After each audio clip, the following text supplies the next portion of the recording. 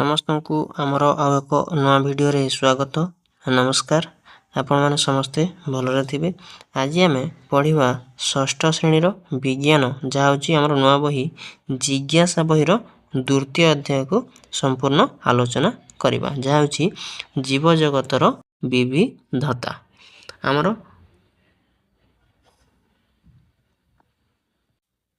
ପ୍ରଥମ ଅଧ୍ୟାୟର ଯାହା ହେଉଛି ପ୍ରଥମ ପାଠର ନାମ ହେଲା ବିଜ୍ଞାନର ଚମତ୍କାର ଦୁନିଆ। ସମ୍ପୂର୍ଣ୍ଣ ଆଲୋଚନା ସରିଯାଇଥିଲା। ତାହାର ଭିଡ଼ିଓ ଆମର ପ୍ଲେଲିଷ୍ଟରେ ମଧ୍ୟ ଅଛି। ଯେଉଁମାନେ ସେ ଭିଡ଼ିଓ ଦେଖିବାକୁ ଚାହୁଁଛନ୍ତି ଆମର ପ୍ଲେଲିଷ୍ଟକୁ ଭିଜିଟ୍ କରନ୍ତୁ। ତ ଆଜି ଆମେ ପଢ଼ିବା ଏହାର ଦ୍ୱିତୀୟ ଅଧ୍ୟାୟ ଜୀବଜଗତର ବିବିଧତା। ତ ଏମିତି ଗୋଟେ ପରେ ଗୋଟେ ଭିଡ଼ିଓ ଆମେ ଆଲୋଚନା କରିବା ଓ ତାହାର ପ୍ରଶ୍ନ ଉତ୍ତର ମଧ୍ୟ ନେଇକି ଆସିବା। ତ ଏମିତି ଗୋଟେ ପରେ ଗୋଟେ ଯଦି ଭିଡ଼ିଓ ଦେଖିବାକୁ ଚାହୁଁଛନ୍ତି ତାହେଲେ ଆମର ୟୁଟ୍ୟୁବ୍ ଚ୍ୟାନେଲ୍ ଇଜି ଲର୍ଣ୍ଣିଂ ଓଡ଼ିଆକୁ ସବସ୍କ୍ରାଇବ୍ କରିକି ରଖିବେ ଓ ଆମର ଟେଲିଗ୍ରାମ ଚ୍ୟାନେଲ୍ରେ ମଧ୍ୟ ଜଏନ୍ ହେଇଯିବେ, ଯାହାକି ଇଜି ଲର୍ଣ୍ଣିଂ ଓଡ଼ିଆ ହିଁ ଅଛି। ଦେଖନ୍ତୁ, ଆରମ୍ଭ କରିବା ଆମର ପାଠଟି। ଯାହା ଅଛି ଦେଖ, ଗୋଟେ ପିକ୍ଚର ଦେଇଛି, ବୋଧେ ଏଇଟା ସାର୍ କିମ୍ବା ଗୁରୁଜୀ ଅଛନ୍ତି, ଏଇଟା ବୋଧେ ପ୍ୟାରେଣ୍ଟସ୍ ଅଛନ୍ତି, ଆଉ ଛୁଆମାନେ ଏମିତି ଗୋଟେ ପଡ଼ିଆରେ ଖେଲୁଛନ୍ତି କିମ୍ବା କ'ଣ ଗୋଟିଏ ଦେଖୁଛନ୍ତି। ଆମେ ଏତିକି ହିଁ ବୁଝିପାରୁଛେ। ଆଉ ପଢ଼ିଲେ ଆଉ କ'ଣ କରୁଛନ୍ତି ତା ବିଷୟରେ ଅନେକ କିଛି ଆମେ ଜାଣିପାରିବା। ଦେଖନ୍ତୁ, ଆରମ୍ଭ କରିବା କ'ଣ ଦେଇଛି ଆମର ପାଠ। ଗତକାଲି ବର୍ଷା ପରେ ଏହା ଏକ ସୁନ୍ଦର ସକାଳ ଅଟେ। ବିଜ୍ଞାନ ଶିକ୍ଷୟତ୍ରୀ ସୁଲେଖା ଦିଦି ବୋଧେ ଏ ପିକ୍ଚରରେ ଅଛନ୍ତି, ଏଇଟା ହେଇଥିବ। ଦେଖ, ତାପରେ ଏକ ରୋମାଞ୍ଚକର ପ୍ରକୃତି ଭ୍ରମଣ ପାଇଁ ଡକ୍ଟର ପଣ୍ଡା ଓ ମଣିରାମ ଦାଦାଙ୍କୁ ବିଦ୍ୟାଳୟକୁ ନିମନ୍ତ୍ରଣ କରିଥିଲେ। ଏ ଦୁଇ ଜଣ ଭିତରୁ ଡକ୍ଟର ପଣ୍ଡା ବୋଧେ ଚଷମା ପିନ୍ଧିଛନ୍ତି ହେଇଯିବ, ଆଉ ଏ ସାଇଡ଼ରେ ଅଛନ୍ତି ହେଉଥିବ ବୋଧେ ମଣିରାମ ଦାଦା।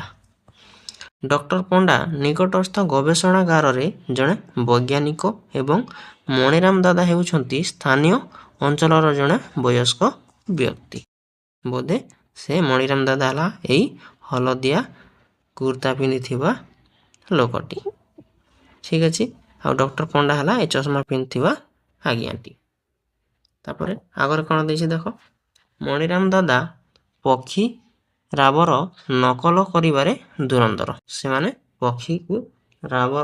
ପକ୍ଷୀର ରାବକୁ କ'ଣ କରନ୍ତି, ତାହାର ନକଲ କରି ଆବାଜ ବାହାର କରନ୍ତି। ବିଭିନ୍ନ ପ୍ରକାର ଉଦ୍ଭିଦ ଓ ପ୍ରାଣୀଙ୍କୁ ଚିହ୍ନଟ କରିବାରେ ମଧ୍ୟ ସେ ଦକ୍ଷତା ବା ଏକ୍ସପର୍ଟ ଅଟନ୍ତି। ପ୍ରକୃତି ଭ୍ରମଣ ପୂର୍ବରୁ ପ୍ରାଣୀ ଓ ଉଦ୍ଭିଦମାନଙ୍କର ସୌନ୍ଦର୍ଯ୍ୟ ଓ ବିଭିନ୍ନତା ବିଷୟରେ ଜାଣିବା ଏକ ଭ୍ରମଣର ଉଦ୍ଦେଶ୍ୟ ବୋଲି ଡକ୍ଟର ପଣ୍ଡା ଶିକ୍ଷାର୍ଥୀମାନଙ୍କୁ ସୂଚନା ଦେଇଥିଲେ। ତାମାନେ ଏହା ପଢ଼ିବା ଆଗରୁ ଆମେ ବିଭିନ୍ନ ପ୍ରକାରର ଉଦ୍ଭିଦ ଓ ପ୍ରାଣୀମାନଙ୍କ ବିଷୟରେ କିଛି ଜାଣିଥିବା କଥା ବୋଲି ଡକ୍ଟର ପଣ୍ଡା କହିଥିଲେ। ଏଥିରେ ଯୋଗ ଦେବା ପାଇଁ ଶିକ୍ଷାର୍ଥୀମାନେ ଉତ୍ସାହିତ ଥିଲେ ଯେ ସେ ପଡ଼ିଆକୁ ଯିବା ପାଇଁ ସବୁ ପକ୍ଷୀ ଓ ପଶୁପକ୍ଷୀମାନଙ୍କ ବିଷୟରେ ଜାଣିବା ପାଇଁ।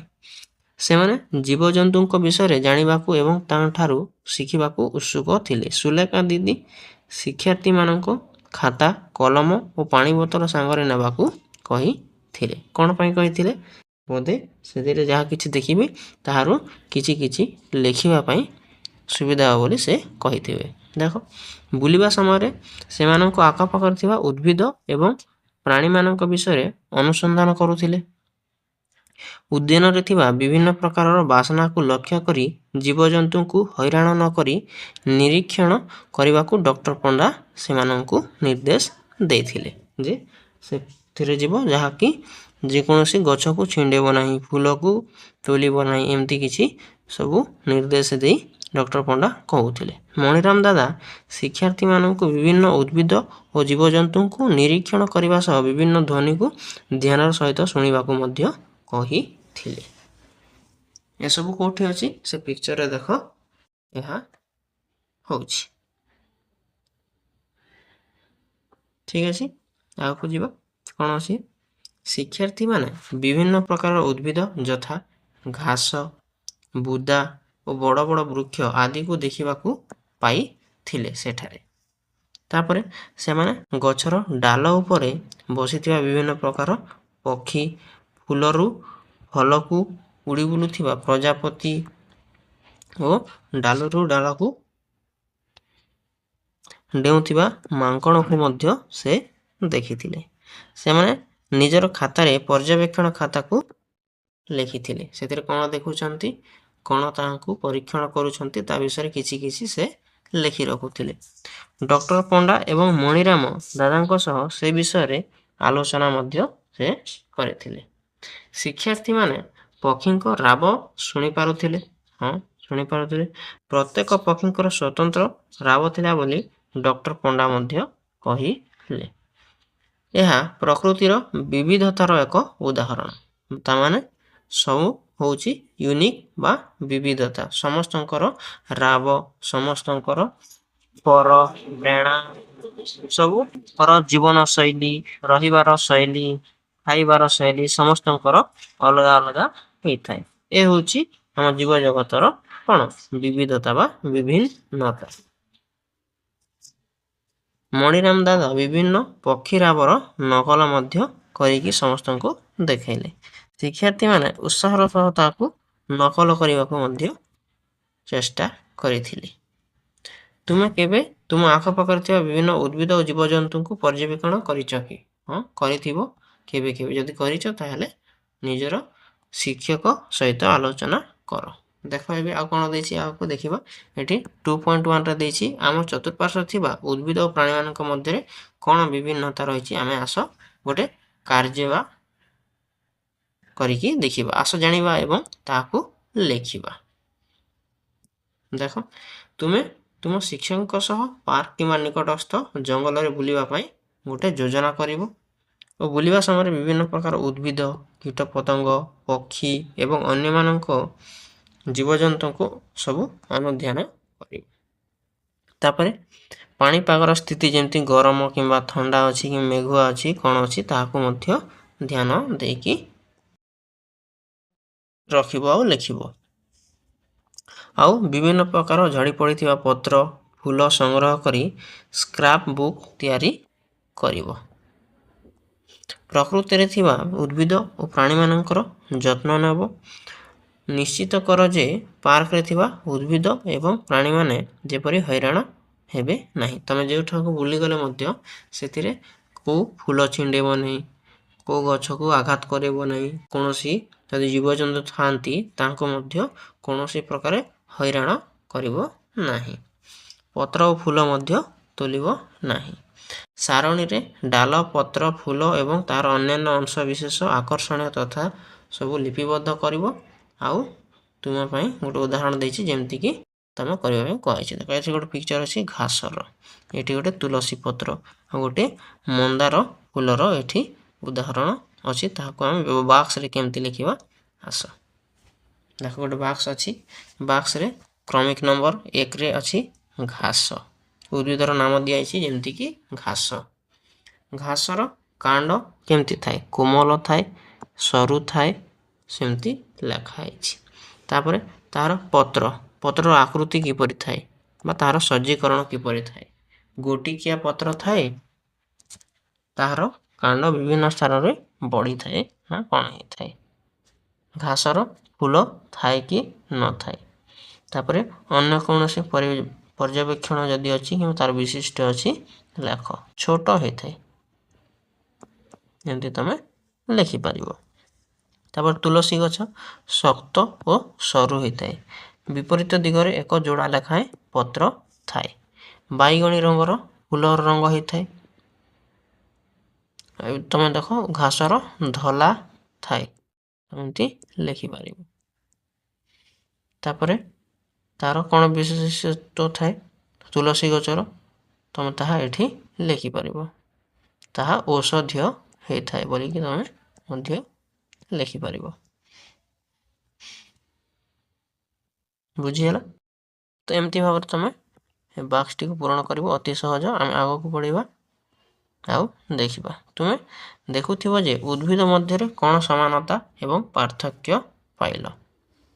ତ तुमे निश्चय देखिथिबो जे उद्भिदर विभिन्न वैशिष्ट्य मध्ये रहिछि जेमिति कि डेंगा किए अछि किए छोट अछि किए शक्त अछि किए कोमल कांड अछि सेमती अनेक गुडी विभिन्नता अनेक प्रकार उद्भिदरे देखा जाई थाए। पत्रर विभिन्न आकृति मध्ये थाए डाल किंबा कांड ऊपर सेमानकर सज्जीकरण हेताए एमती डालरे पत्र गुडी एमती कि एमती सज्जी हेताए कि एमती कि एमती थे दी दीटा थाए कोटी तीन तीनटा थाए एमती सज्जा हिसाब रे रही थाए। फूलर रंग अलग अलग कार बैगणी कार धला तार आकृति मध्ये अलग हेताए जेमिति कि मंदार फूल हो एमती कि नहीं गोलाप फूल हो एमती अलग अलग फूलर अलग अलग तार सुगंध मध्ये विभिन्नता हेताए। वर्तमान बुलिबा समय किंबा तुमे पूर्व अनुभूति तुमे देखिथिबो जे प्राणी मानकर एक तालिका प्रस्तुत कर और रहुथिबा स्थान खाउथिबा खाद्य एवं किपरि प्रचलन करंती ताहा मध्य लिपिबद्ध कर। देखो एठी गोटे दिया जायछि जेथिरे हम उद्भिद माननकु तो कहि सारले बे हम प्राणी माननकु सेमती करबा। देखो आपण माने ए पर्यंत देखुथिबे जे हम कोन करूचे गोटे लाइन बाय लाइन हम एक्सप्लेनेशन करूचे। हां हम कोन करबा लाइन बाय लाइन हमरो वीडियो रे एक्सप्लेनेशन पाइबे चाहेले हमके तीनटा पार्ट रे मध्य किंतु अपलोड कर देबा सिना किंतु कोनोसी जिनिस को स्किप करबा नाही काहे कि देखो पुराना जो बही थिला सेतिर लाइन तमे जदी किछि स्किप कर देबो तारे तुमको बुझा पड़ी जिवो किंतु नया बही कोन देछि हमर केस बेस्ड देछि सेति में कोन करबा कहबो प्रत्येक लाइन को हमको पढिबा को हबो नले बुझी परिबा नाही सेति पई हमर वीडियो तीनटा पार्ट करि से अपलोड कर देबा किंतु लाइन बाय लाइन एक्सप्लेनेशन रहिबो। देखो जेमति कि प्राणी रो नाम देछि काऊ काऊ कोठ रही थाए गछरे रही थाए तो सेटा ताहार बासस्थान अटे। तो कौन खाई थाए कीट पतंग खाई थाए साहा हला ताहार खाद्य अटे बुझिहला।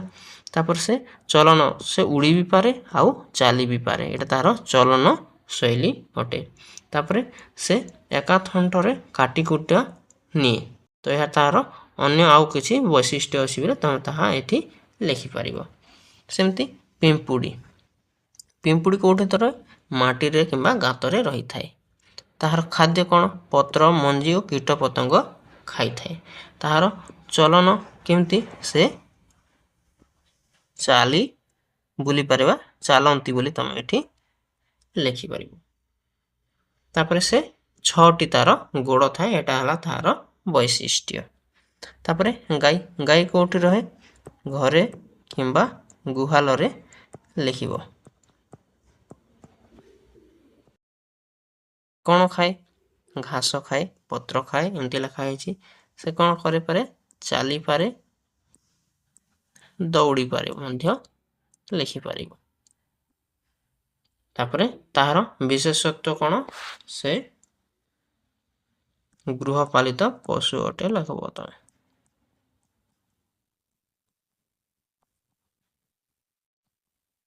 बुझिहला तेमती भाव तमे करिबो आउ को बढ़िबा हमें तो एबे हमें ई सारणी रे देखिले जे अनेक गुडी कोन समानता मध्ये देखा जाउची अनेक गुडी पार्थक्य मध्ये देखा जाउ अछि बुझिहला। तुमे देखिथिबा केते को प्राणी भूमि रे रहउथिबा बेले आ केते को प्राणी गछ रे मध्ये वास करंती। पक्षी माने गछ ऊपर वास करिथांती जेमिति कि माछ माने बेंग माने साप माने किछि किछि पानी रे मध्ये वास करिथांती तो सेटा को तार हम कोन कहबा वासस्थान बोली कहबा। प्राणी माने मध्ये विभिन्न प्रकार खाद्य खाई थांती और सेमानकर चलन गति मध्ये भिन्न भिन्न हेता क्यों माने चाली थांती क्यों माने उड़ी थांती क्यों माने दौड़ी थांती क्यों माने रंगी थांती एमती हे थांती एमती पर से माने चलन कर थांती। तुम खाता रे थिबा तुम देखुथिबो जे उद्भिद प्राणी मानकर चित्र कर विभिन्न प्रकार गछर फूल पत्र ताकू नै गोटे स्क्रैप प्रस्तुत करबा पई से कहउछि निजे निजे करबो। देखो आगर कोन अछि देखिबा देखो आस चिंता करी चित्र करबा 30 सेकंड पई आखि बंद करो एवं गोटे उद्भिद एवं गोटे प्राणी विषय रे चिंता करो जहाकू तुम अति निकट रे देखुछो। गोटे उद्भिद विषय तुम चिंता करिवो जेमति कि गोटे गछ जो गछ गोलाप गछ टगर गछ किछि गोटे तुम हेबो गोटे प्राणी जाके जे कोन हाथी घोड़ा जहा भी तुम चिंता करिवो। वर्तमान तुम समस्ते କଲାପଟାରେ ତୁମେ ଭାବୁଥିବା ଉଦ୍ଭିଦ ଓ ପ୍ରାଣୀଙ୍କର ଚିତ୍ର ଗୋଟେ ଏମିତି ରଫ୍ ଆକାରରେ ଅଙ୍କନ କରିବ। ବିଭିନ୍ନ ଉଦ୍ଭିଦ ପ୍ରାଣୀମାନଙ୍କର ଚିତ୍ର ଦେଖି ତୁମେ କ'ଣ ଦେଖୁଛ? ଦେଖ ଏଠି କଲାପଟାରେ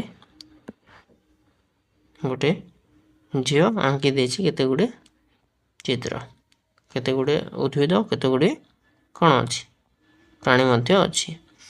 ଶ୍ରେଣୀର ସମସ୍ତ ଶିକ୍ଷାର୍ଥୀ କଲାପଟାରେ କେତେ କେତେ ଭିନ୍ନ ଭିନ୍ନ ସବୁ କ'ଣ କରିବ? ଚିତ୍ର ଆଙ୍କିବ। ଏଇଟା ଯେତେବେଳେ ତୁମ ସ୍କୁଲରେ ପଢ଼ା ହେବ ଏସବୁକୁ ତୁମେ କରିବ। ଠିକ୍ ଅଛି। ଏକ ନିର୍ଦ୍ଦିଷ୍ଟ ସ୍ଥାନରେ ଦେଖାଯାଉଥିବା ଉଦ୍ଭିଦ ଓ ପ୍ରାଣୀଙ୍କର ବିବିଧତା ସେହି ଅଞ୍ଚଳର ଜୈବ ବିବିଧତାକୁ ସୂଚାଇଥାଏ। ଜୈବ ବିବିଧତା ବୋଲେ ଗୋଟେ ଜାଗାରେ ଅନ୍ୟ ଅନ୍ୟ ପ୍ରକାରର ପ୍ରାଣୀ ଓ ଉଦ୍ଭିଦ ମଧ୍ୟରେ କେତେକ ବିବିଧତା ଦେଖାଯାଇଥାଏ, ତାହାକୁ ଆମେ ଜୈବ ବିବିଧତା ବୋଲି କହିବା।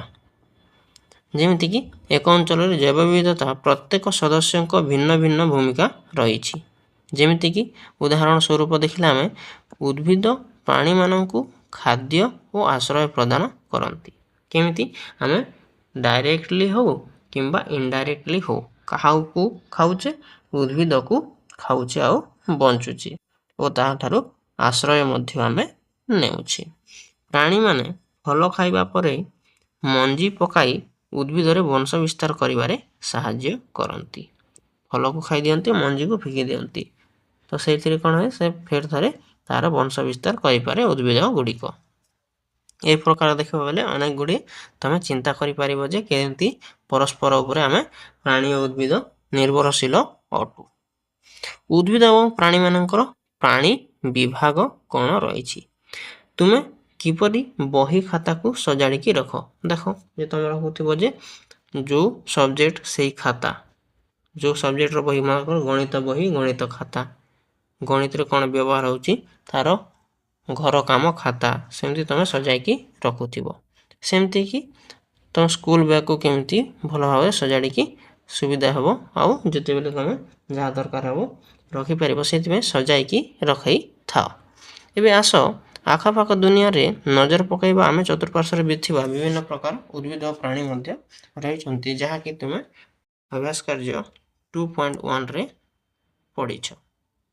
ଦେଖ ଉପରେ ଆମେ ପଢ଼ିକି ଆସିଲେ 2.1ରେ କ'ଣ ପଢ଼ିଲେ? କୋଉଠି ଅଛି 2.1? ଏଠି ଅଛି। ଆମେ ଏଇଟା ତ କେତେ ପ୍ରକାର ଉଦ୍ଭିଦ ଆଉ ତାହାର ପ୍ରାଣୀ ମଧ୍ୟରେ କେତେଟି କ'ଣ ରହିଛି, ବିବିଧତା ରହିଛି, କ'ଣ କ'ଣ ରହିଛି ତାହା ଆମେ ଏବେ ପଢ଼ିକି ଆସିଲେ। ସେମାନଙ୍କ ମଧ୍ୟରେ ସମାନତା ବି ରହିଛି, ପାର୍ଥକ୍ୟ ମଧ୍ୟ ରହିଛି, ଆମେ ଏବେ ଦେଖିକି ଆସିଲେ। ଆସ ଆମେ ଶ୍ରେଣୀ ବିଭାଗ କରିବା, ସମସ୍ତଙ୍କୁ ଅଲଗା ଅଲଗା କରି ଲେଖିବା। କ'ଣ କେଉଁ ଜାଗାରେ ରହିବ, ପ୍ରାଣୀକୁ କ'ଣ ପାଇଁ ଅଲଗା କରିବା, ଉଦ୍ଭିଦ କ'ଣ ଅଲଗା କରିବା, ତାହାର କି କି ଗୁଣ ନେଇ ଆମେ ଅଲଗା କରିବା ତାହାକୁ ଆମେ ବୁଝିବା। ବିଭିନ୍ନ ଉଦ୍ଭିଦ ଓ ପ୍ରାଣୀ ଫଟୋ ସଂଗ୍ରହ କରିବ। ଗୋଟେ ପୁରୁଣା ପତ୍ରିକା ନେବ କିମ୍ବା ଖବରକାଗଜ ମାନଙ୍କରୁ କିମ୍ବା ଚାର୍ଟ କିମ୍ବା ଅନେକ ଗୁଡ଼ିଏ ଫଟୋ କାଟିକି ରଖିବ। ଆଉ ତାର ବିଭିନ୍ନ କାର୍ଡ଼ରେ ଅଠା ଲଗେଇକି ରଖିବ। କାର୍ଡ଼ବୋର୍ଡ଼ ଗୋଟେ ଆଣିବ, ତାକୁ ଅଠା ଲଗେଇକି ରଖିବ।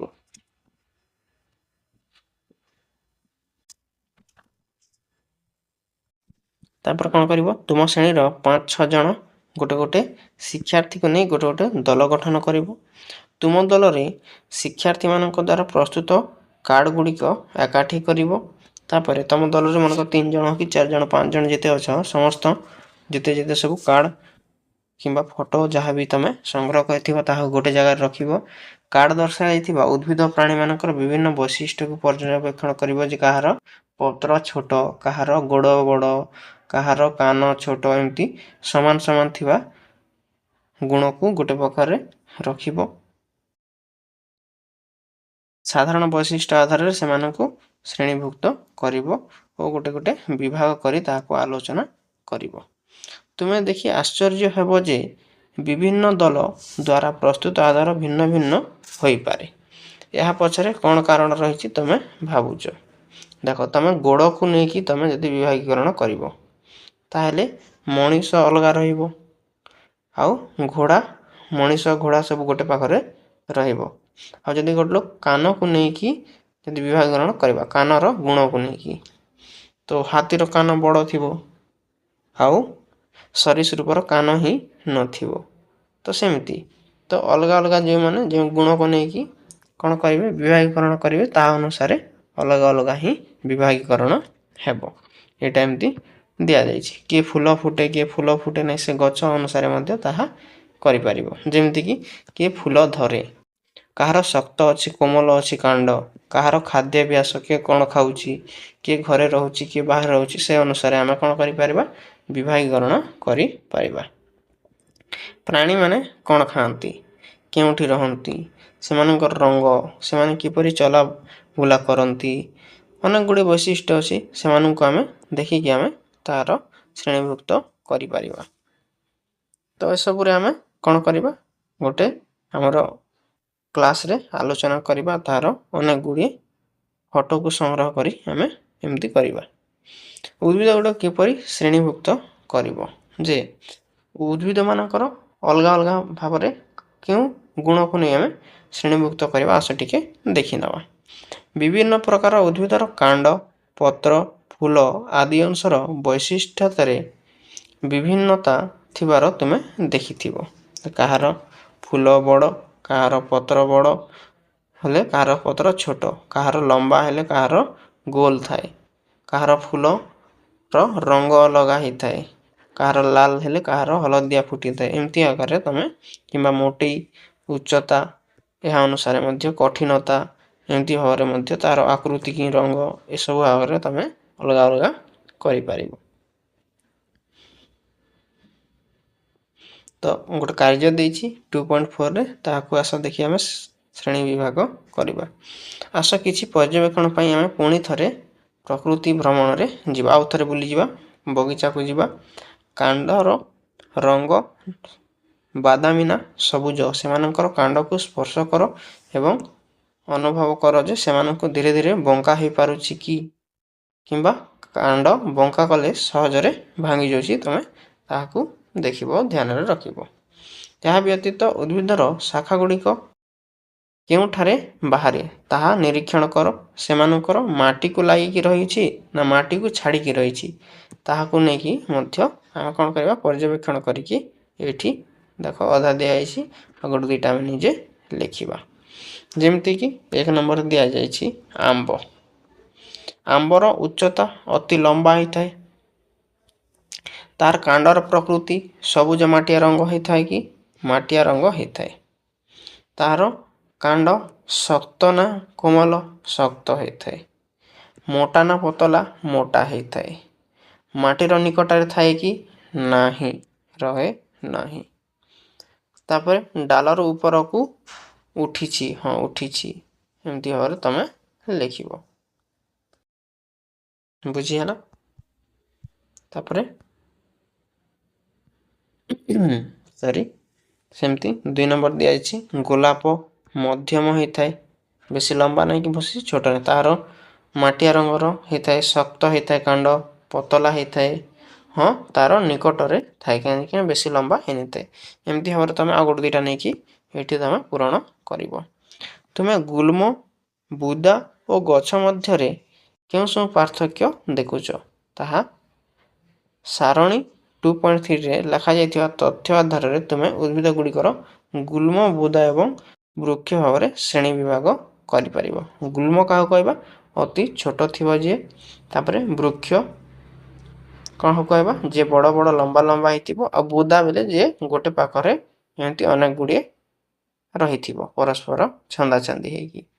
ତ ଦେଖିବା ଆମେ ଏଠି ଆଉ ଭଲ ଭାବରେ ଟିକେ ବୁଝିବା।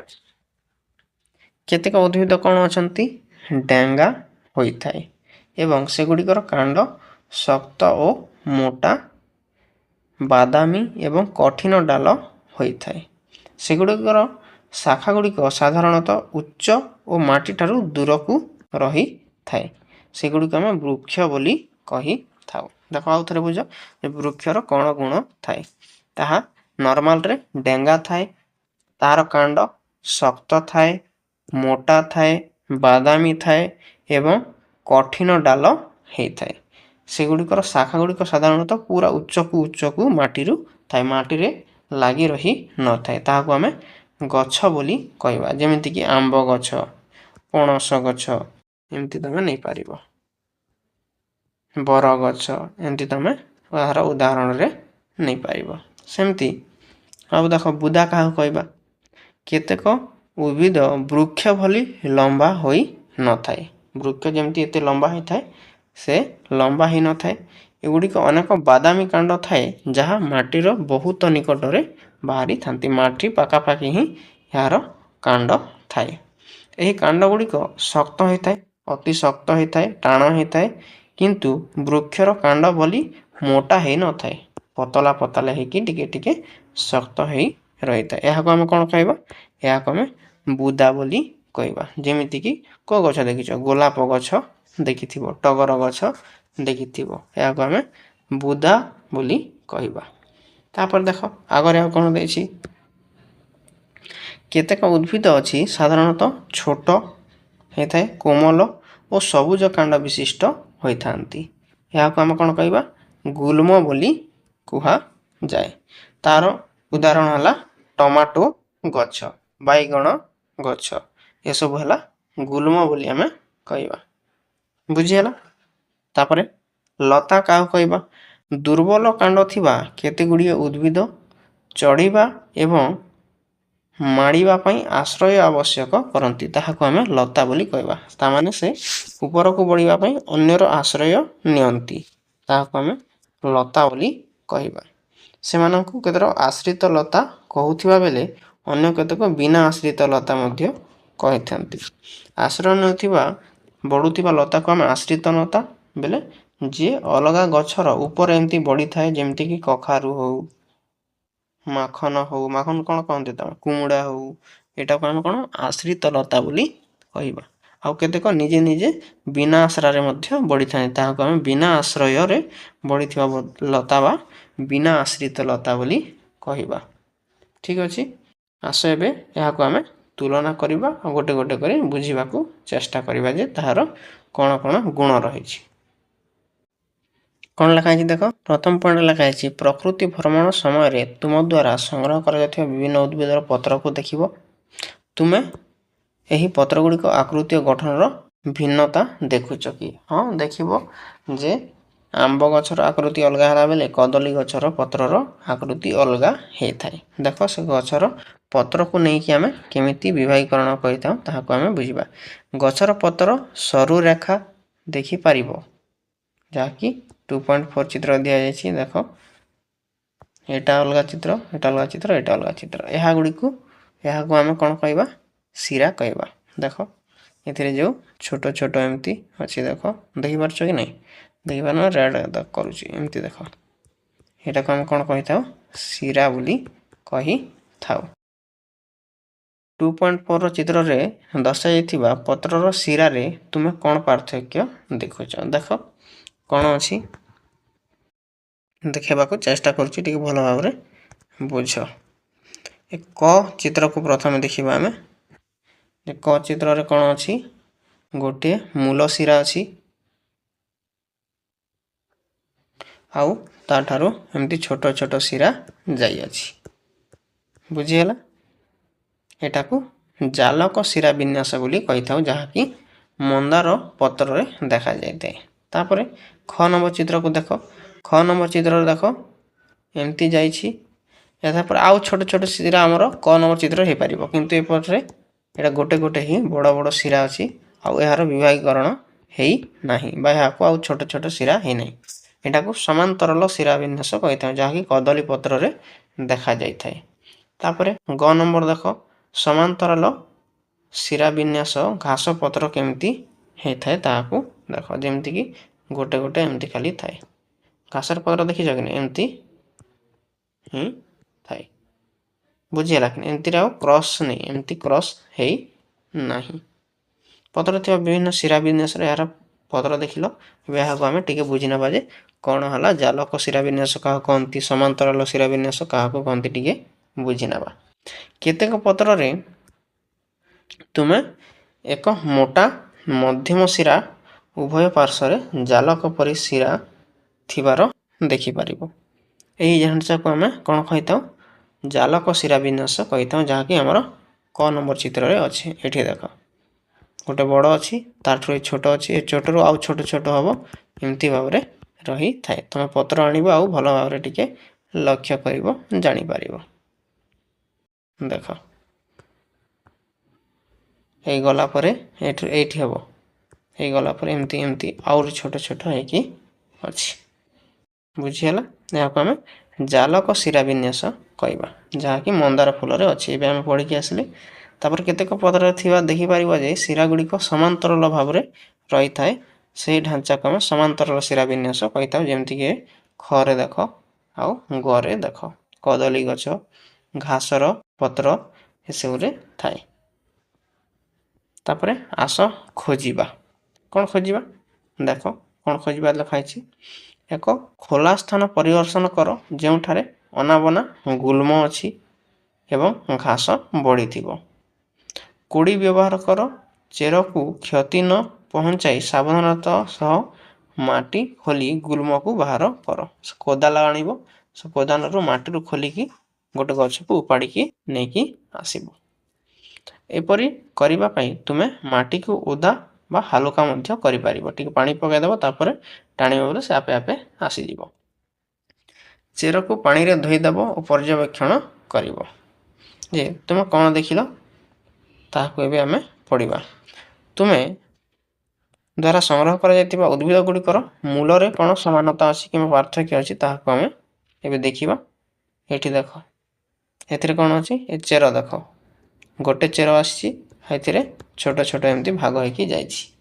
ଏଇଟା ହେଲା ସୋରିଷ ଗଛର ଚେର। ପ୍ରଧାନ ମୂଳ ଗୋଟେ ଥାଏ, ସବୁ ଛୋଟ ଛୋଟ ଏମିତି ମୂଳ ଥାଏ। କିନ୍ତୁ ଘାସରେ ଏମିତି ନଥାଏ। ଘାସରେ ଏମିତି ଛୋଟ ଛୋଟ ଛୋଟ ଛୋଟ ମୂଳ ଗୁଡ଼ିକ ଏମିତି ବିଭାଗୀକରଣ ହେଇଯାଇଥାଏ। ଏଥିରେ ପ୍ରଧାନ ମୂଳ ନଥାଏ। ଘାସ, ପିଆଜ, ତାପରେ ରସୁଣ, ଏମିତିରେ ପ୍ରଧାନ ମୂଳ ନଥାଏ। ତ ଦେଖ ସେଇଟା ଏଠି ଲେଖା ହେଇଛି ଯେ ଚିତ୍ର 2.5ର କରେ ଦିଆଯାଇଥିବା ଏଇ ସୋରିଷ ଗଛରେ କ'ଣ ଅଛି ଦେଖ। ମୂଳକୁ ଧ୍ୟାନ ସହିତ ପର୍ଯ୍ୟବେକ୍ଷଣ କରିବା ବେଲେ ଗଛର ଗୋଟିଏ ମୂଳ ଅଛି, ଯେଉଁଟାକି ମୁଖ୍ୟ ମୂଳ ହିସାବରେ ଅଛି, ଆଉ ତାର ପାର୍ଶ୍ୱସ୍ଥ ମୂଳ ଗୁଡ଼ିକ ମଧ୍ୟ ଅଛି। ସେ ମୁଖ୍ୟ ମୂଳକୁ ଆମେ କ'ଣ କହିବା? ପ୍ରଧାନ ମୂଳ ବୋଲି କହିବା। ତାପରେ ଦେଖ ଏ ଘାସରେ ଦେଖ, ଏ ଚିତ୍ରର ଖରେ ଅଛି ଯେଉଁ ଗଛର ମୂଳ, ତାହାକୁ ଆମେ କ'ଣ କହିବା? ଛୋଟିଆ ଛୋଟିଆ ଏମିତି ଗୁଚ୍ଛ ଆକାରରେ ଥିବା ଗୁଚ୍ଛ ମୂଳ ବୋଲି କହିଥାଉ। ବୁଝିପାରୁଥିବ ଯେ ଗୁଚ୍ଛ ମୂଳ ପ୍ରଧାନ ମୂଳ ବିଷୟରେ ତାର ପାର୍ଥକ୍ୟ କ'ଣ ରହିଛି ତମେ ଜାଣିପାରୁଥିବ। ଆସ ସମ୍ପର୍କ ଖୋଜିବା ଏବଂ ବିଶ୍ଳେଷଣ କରିବା। ତୁମ ସ୍କୁଲ ବଗିଚାରେ ଲଗାଇବା ପାଇଁ 5ଟି ସାଧାରଣ ଉଦ୍ଭିଦର ଚାରା ସଂଗ୍ରହ କରିବ। ଏପରି ଉଦ୍ଭିଦର ଉଦାହରଣ ଯେମିତିକି ହେଲା କି ଘାସ, ଗେଣ୍ଡୁ, ବାରମାସୀ ଦେଖିଛ କି ନି? ଏସବୁ ଦେଖିଥିବ। ଏବଂ ଅନ୍ୟାନ୍ୟ କେତୋଟି 5-4ଟି ଗଛ ଆଣିବ। ଏହାକୁ ରୋପଣ କରିବା ପୂର୍ବରୁ ଏହାର ଚେର ଓ ପତ୍ରରେ ଥିବା ଶିରାକୁ ତମେ ନିରୀକ୍ଷଣ କରିବ। ଆଉ ଆସ ଏଠି ଲେଖିବା ଯେ 1 ନମ୍ବର ଦେଇଛି ଘାସ। ଘାସର ଶିରା ବିନ୍ୟାସ କେମିତି ଥାଏ? ସମାନ୍ତରାଳ ଥାଏ। ତାର ମୂଳର ପ୍ରକାର କିପରି ଥାଏ? ଗୁଚ୍ଛ ମୂଳ ଥାଏ। ସେମିତି ତମେ ଆଉ କିଛି ଆଣିକି ତମେ ଏଠି ଲେଖିବ। ଯେମିତିକି କଦଳୀ ଲେଖିଦେଉଛି ମୁଁ।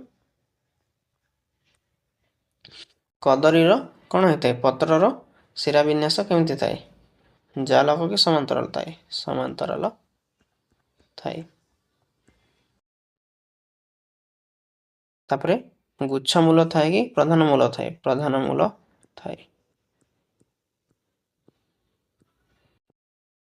ଏମିତି ଭାବରେ ତମେ ଆଉ ଗୋଟେ ଦୁଇଟା ଏମିତି ଏଠି ଲେଖିନେବ। ତୁମେ ଏହି ଉଦ୍ଭିଦ ଗୁଡ଼ିକର ପତ୍ରର ଶିରା ବିନ୍ୟାସ ଓ ମୂଳର ପ୍ରକାର ମଧ୍ୟରେ କୌଣସି ସମ୍ପର୍କ ଦେଖୁଛ କି? ହଁ, ଦେଖିପାରିବ ଯେ ଦେଖ ଆଗକୁ ପଢ଼ି ଦେଉଛି, ତାପରେ ବୁଝାଉଛି କ'ଣ ସମ୍ପର୍କ ଅଛି। ବାରମାସୀ ଗଛର ପ୍ରଧାନ ମୂଳ ଥାଏ ଏବଂ ଏହାର ପତ୍ରରେ ଜାଲକ ଶିରା ବିନ୍ୟାସ ଥାଏ। ତାମାନେ ଯେଉଁ ଗଛର ପ୍ରଧାନ ମୂଲ୍ୟ ଥାଏ ତାହାର ଜାଲକ ଶିରା ବିନ୍ୟାସ ଥାଏ। ଦେଖ ଆମେ ଏଠି ବାରମାସୀ ଲେଖିବା। ବାରମାସୀର କ'ଣ ହୋଇଥାଏ? ଜାଲକ ଶିରା ବିନ୍ୟାସ ଥାଏ। ତାପରେ ଏହାର ପ୍ରଧାନ ମୂଳ ଥାଏ। ବୁଝିଗଲା? तापर ये तुम निजे लिखि नब। ठीक अच्छे एवं आम सीधा पाठक आसवा। देख यह मध्य किसी संपर्क देखुच कि देख आगे पढ़ा तापर कौन संपर्क अच्छी जानवा जमीती कि जो गछ जमीक बारमासी गचर प्रधान मूल थाए आउ यार पत्र जालक शिरा विन्यास थाए। ए देख ऊपर लिखी जार ताने प्रधान मूल थी ताहार जालक शिरा विन्यास थाए। यह हूँ तार संपर्क। जालक शिरा विन्यास उद्भिदर प्रधान मूल थाए कि हाँ थाए। अन्यपेक्षे घासर गुच्छ मूल थाए एवं ताहार समांतर शिरा विन्यास थाए। ताने जार एठी मन रख जार समांतर शिरा विन्यास थी तार गुच्छ मूल थी जार प्रधान मूल थी तार जालक शिरा विन्यास पत्र देखा एमती भाव यार संपर्क रही थाए। चना गछ हेउची एक उदाहरण जो प्रधान मूल एवं पत्र रे जालक शिरा विन्यास थाए। एटा होची आ गोटे उदाहरण बोली कहा जाउची। तापर गहम आउ गोटे उदाहरण अच्छी जार गुच्छ मूल अच्छी आउ समांतर शिरा विन्यास देखा जाउची। एमती भाव आम तार संपर्क स्थापना कले और ताहाको बुझीले। आस ए तुलना करवा किछि चना और मका मंजी को आनी 2-3 दिन भिजेदेव तापर चना मंजीर चोपा को छड़ाई देव। एवं चना और मका भितर गठन को आम देखा ता भितर कौन भिन्नता रही कौन सामंजस्य रही। 2 बीजपत्री मंजी आ 1 बीजपत्री मंजी हूँ मका 2 बीजपत्री है चना ताने ने आरंभ जे गजा हला बेले से कौन होता है यहाँ गोटे बीज बा गोटे पत्र रे आरंभ हो एटा एका संगे 2टा एमती पत्र बाहर ताको 2 बीजपत्री बोली करी कहवा जहाँ हूँ चना। बुझिपार तो 1 बीजपत्री 2 बीजपत्री बोले कौन आशा करछि बुझिपार। तुम्हें देखिबो जे चना मंजी 2 भाग रे विभक्त होइछि। प्रत्येक अंश को बीजपत्र कुहा जाए। देख आरंभ होला बेले एमती 2टा भाग हेछि याको आमे 2 बीजपत्री बोली कहबा। जे गछर मंजी रे 2टी बीजपत्र थाए ताहाको आमे 2 बीजपत्री कहा जाए। जेमती कि मका गोटी हला पतला बीजपत्र एपरी मंजी थिबा 1 बीजपत्री कहा जाए किंतु मका एटा गोटे बीज अछि ताहाको आमे 1 बीजपत्री बोली कहबा। उद्भिदर पत्रर शिरा विन्यास तापरे मूलर प्रकार एवं बीजपत्र संख्या मध्य तुम कौन संपर्क देखुच। एबे देखो ऊपर आम देखि आसले 2टी जगह 2टी गुण उपर केमती आम संपर्क थाए। एबे यह सहित मध्य तार कि संपर्क अच्छे आम ये पढ़ा। तो जोटी 2 बीजपत्री उद्भिदर थिबो ताहाको कौन जालक शिरा विन्यास देखा जिवो और ताहार प्रधान मूल थिबार देखा जीवो। आ जोठी 1 बीजपत्री उद्भिद होइथिबो से समांतर शिरा विन्यास देखा जीवो और ताहार चेर बा मूलटी गुच्छ मूल हेबार देखा जीवो। एटा को टिके ध्यान रे रखिबो वेरी वेरी इंपोर्टेंट हला। एटा को टिके ध्यान सहित देखिबो बुझिगला। एबे देखो आमे प्राणी मानक मध्य किपरि श्रेणी विभाग करिवो ताहाको आमे आलोचना करिवो। एबे आमे अनेक प्रकार उद्भिद मध्य सामंजस्य पार्थक्य देखिले तार विभागीकरण कले सेमती भाव आमे प्राणी मानक मध्य करिवा। देखो उद्भिद पर प्राणी माने मध्य परस्पर ठारे यथेष्ट भिन्न अछंती। आमे किपरि एते प्रकार प्राणी मानकु श्रेणीभुक्त करि परिबा। देखो कहार जे प्राणी रे रहउछि ताको अलगा करिबा आमे जलचर कहबा आउ जे भूमि ऊपर रहउछि ताको आमे स्थलचर आकार रे आमे श्रेणीभुक्त करि परिबा। तापरे खाइबा अनुसार तापरे रहिबा अनुसार अनेक अनुसार आमे प्राणी मानक मध्य विभागीकरण करिबा। आस देखिबा आउ करिबा। देखो एठी पिक्चर देखो प्रथमे जे पानी भितर के रहउछि जेमति कि गछ गुडी को रहउछंती पद्म कई तब बेंग रहउछंती बतक मध्य रहउछंती माछ अछंती एटा पानी भितर अछंती। बाहर गाई चढ़ई पिंपुड़ी ए सब बाहर पक्षी रहउछंती। पक्षी आकाश रे उडुछि बोली कहले भी चलिबो। तो एमती भारे हम केमती करिबा देखो एठी कोन दिया अछि पढिबा। केतेक प्राणी चलन शैली लिपिबद्ध कराई तुमे यह मध्य देखिबो जे ଅନ୍ୟ ପ୍ରାଣୀମାନେ କିପରି ଗୋଟିଏ ସ୍ଥାନରୁ ଅନ୍ୟ ସ୍ଥାନକୁ ଯାଆନ୍ତି। ଆସ ଏବେ ପ୍ରାଣୀମାନଙ୍କର ଚଳନ ବିଷୟରେ ଚିନ୍ତା କରିବା ଓ ଅନେକ ପ୍ରାଣୀ ଅଛନ୍ତି ତାହାକୁ ଦେଖିବା। ତୁମେ ଦେଖିଥିବା ଅନ୍ୟ ପ୍ରାଣୀଙ୍କୁ ଏଥିରେ ଯୋଡ଼ି ପାରିବ ଏବଂ ପ୍ରାଣୀମାନଙ୍କର ବିଭିନ୍ନତା ଉପରେ ଏକ ପୋଷ୍ଟର ତିଆରି କରିପାରିବ। ଦେଖ ଆମର ପାଖାପାଖି 40 ମିନିଟ୍ ହେଇଗଲାଣି, ସେଥିପାଇଁ ମୋ ପାଟିଟା ଟିକେ ଟିକେ ଏପଟେ ସେପଟେ ଖସି ଯାଉଛି। ସେଥିପାଇଁ ଟିକେ ଧ୍ୟାନର ସହିତ ଟିକେ ଅଧେ ଛୋଟିଆ ମୋଟିଆ ମିଷ୍ଟେକ୍କୁ ଇଗ୍ନୋର କରିବ। ଠିକ୍ ଅଛି। ଅଙ୍କ ଗୁଡ଼ିକ ଚଳପ୍ରଚଳ ପାଇଁ ବ୍ୟବହୃତ ଥାଏ, ତାହାକୁ ଆମେ ଏବେ ଦେଖ ଏ ତଳର ସାରଣୀ ଥିବ, ସେଥିରେ ଆମେ ପୂରଣ କରିସାରିଲା ପରେ ତାହାକୁ ବିଭାଜନ କରିପାରିବା। ଏହି ପ୍ରାଣୀମାନଙ୍କର ଉପାୟରେ ଚଳପ୍ରଚଳ କରନ୍ତି ତାହା ଲକ୍ଷ୍ୟ କରିବ ଓ ତଳ ଶ୍ରେଣୀକୁ ଆମେ ଦେଖିବା। ଯେମିତିକି ପିମ୍ପୁଡ଼ି। ପିମ୍ପୁଡ଼ିର ଚଳନର ପ୍ରକାର କେମିତି ଚାଲେ? ଡେଇଁ ଡେଇଁ ଚାଲେ କି ଏମିତି ଘଷି ହେଇକି ଚାଲେ, ସେଇଟା ଲେଖିବା। ଯେମିତିକି ଛେଲି ବିଷୟରେ ଲେଖା ହେଇଛି, ଦେଖ ଚାଲେ ଓ ଡିଏଁ। ପିମ୍ପୁଡ଼ି ଚାଲେ, କାହା ସାହାଯ୍ୟରେ ଚାଲେ? ଗୋଡ଼ ସାହାଯ୍ୟରେ ଚାଲେ। ଛେଲି ଚାଲେ ଡିଏଁ ଗୋଡ଼ ସାହାଯ୍ୟରେ। ପାରା କ'ଣ କରେ? ଉଡ଼େ ଡେଣା ସାହାଯ୍ୟରେ। ମାଛି ଚାଲି ବି ପାରେ, ଉଡ଼ି ବି ପାରେ ଗୋଡ଼ ସାହାଯ୍ୟରେ ଓ ଡେଣା ସାହାଯ୍ୟରେ। ମାଛ କ'ଣ କରେ? ପହଁରି ପାରେ। ପହଁରେ ଲେଖିବ ଏଠି ପକ୍ଷ ସାହାଯ୍ୟରେ। ଅନ୍ୟ ପ୍ରାଣୀମାନେ କ'ଣ କରନ୍ତି ସେଗୁଡ଼ିକ ତମେ ଲେଖିବ। ଶୁଆ ଏମିତି ଲେଖିପାରିବ, ତମେ କିଛି ବି ଲେଖିପାରିବ। ଉଡ଼େ, ଚାଲେ, ଗୋଡ଼ ବି ଅଛି ଆଉ ଡାଣା ବି ଅଛି, ଏମିତି ଲେଖିବ ତମେ। ବିଭିନ୍ନ ପ୍ରାଣୀଙ୍କର ଚଳନ ଭିନ୍ନ ଭିନ୍ନ ହୋଇଥାଏ। ଏବେ ଆମେ ଦେଖିଲେ ଯେ ପ୍ରାଣୀ ଉଡ଼ି ପାରନ୍ତି, କେଉଁମାନେ ଦୌଡ଼ି ପାରନ୍ତି, କେଉଁମାନେ ଗୁରୁଣ୍ଡି ପାରନ୍ତି, କେଉଁମାନେ ଚାଲି ପାରନ୍ତି ଆଉ କେଉଁମାନେ ଡେଇଁ ମଧ୍ୟ ପାରନ୍ତି। ଏହି ପ୍ରାଣୀମାନେ ବିଭିନ୍ନ ଗୋଟିଏ ସ୍ଥାନରୁ ଅନ୍ୟ ସ୍ଥାନକୁ ବିଭିନ୍ନ ପ୍ରକାରରେ ଯିବା ଆସିବା କରନ୍ତି। ତାଙ୍କର ଅନ୍ୟାନ୍ୟ ଅଙ୍ଗକୁ ମଧ୍ୟ ବ୍ୟବହାର କରନ୍ତି। ସେମାନଙ୍କର ଡେଣା, ଗୋଡ଼ ଏବଂ ଅନ୍ୟ ଅଙ୍ଗ ସେମାନଙ୍କୁ ଚଳପ୍ରଚଳ କରିବାରେ ସାହାଯ୍ୟ କରିଥାଏ। ଏଠାରେ ଆମେ ଚଳନର ପ୍ରକାର ଏବଂ ଚଳପ୍ରଚଳ ପାଇଁ ବ୍ୟବହୃତ ଅଙ୍ଗକୁ ଆଧାର କରି ପ୍ରାଣୀମାନଙ୍କୁ ଚିହ୍ନଟ କରିଛୁ। ଠିକ୍ ଅଛି। ଆମେ ଖାଲି ଚଳନ କରିପାରୁଥିବା ବା ଚଳନର ପ୍ରକାର ହିସାବରେ ଆମେ ତାହାକୁ ଅଲଗା ଅଲଗା କରିପାରିବା। ପ୍ରାଣୀମାନଙ୍କର ଚଳନ ଆଧାରରେ କିପରି ଆମେ ତାହାକୁ ଶ୍ରେଣୀଭୁକ୍ତ କରିବା ଦେଖ। ଏହା ବ୍ୟତୀତ ଅନେକ ପ୍ରାଣୀମାନଙ୍କର ସମାନ ଆକୃତି ମଧ୍ୟ ଅଛି, ଆକାର ମଧ୍ୟ ଅଛି। ଏହାର ଗଠନ, ଅଙ୍ଗ, ରଙ୍ଗ ଏହା ମଧ୍ୟକୁ ଦେଖି ଆମେ ତାହାକୁ ଭିନ୍ନ ଭିନ୍ନ କରିପାରିବା। ବୈଜ୍ଞାନିକ ବିଷୟରେ ଜାନକୀ ଅମ୍ମାଲ ବିଷୟରେ ଟିକେ ଦିଆହେଇଛି, ଟିକେ ପଢ଼ି ନେବ ଏଇଟା ନିଜେ ନିଜେ। ଠିକ୍ ଅଛି। ଆମେ ଆଗକୁ ବଢ଼ିବା। ବିଭିନ୍ନ ପରିବେଶରେ ରହୁଥିବା ପ୍ରାଣୀ ଓ ଉଦ୍ଭିଦକୁ ଆମେ କେମିତି ତାହାକୁ ଅଲଗା କରିବା ଦେଖିବା ଆଉ କ'ଣ କ'ଣ କରିବା। ପ୍ରକୃତି ଭ୍ରମଣ ସମୟରେ ତୁମେ ଦେଖିଥିବ ଯେ ବିଭିନ୍ନ ପରିବେଶରେ ଭିନ୍ନ ଭିନ୍ନ ପ୍ରାଣୀ ବସବାସ କରନ୍ତି। ତୁମେ ସାରଣୀ 2.5ରେ ପ୍ରାଣୀମାନଙ୍କର ଚଳନ ମଧ୍ୟ ଲେଖିଛେ ଆମେ ଡେଉଁଥିବାର ପ୍ରାଣୀ, ଉଡ଼ୁଥିବାର ପ୍ରାଣୀଙ୍କର ଅନ୍ୟ ସବୁ ପ୍ରାଣୀଙ୍କ ମଧ୍ୟରେ ଆମେ ତଥ୍ୟ ଲେଖିଛେ। ଏହି ପ୍ରାଣୀମାନଙ୍କର ଚଳନ ସେମାନଙ୍କ ପରିବେଶ ଉପରେ ନିର୍ଭର କରେ କି? ହଁ କରେ।